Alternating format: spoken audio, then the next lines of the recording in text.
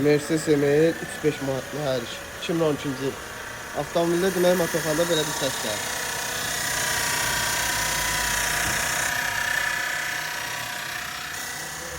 Avtomobil üzərində olan zaman da çəkmişik videonu.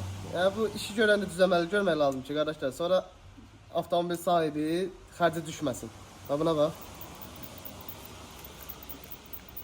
Demək bizdən qabaq və yaxud da kimsə iş görübdür bu avtomobildə. Avtomobilin dinaman botları bağlanmıyor.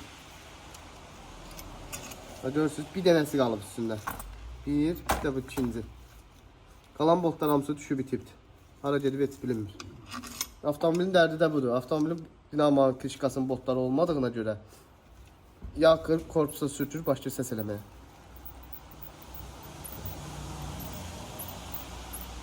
Söz haqqı.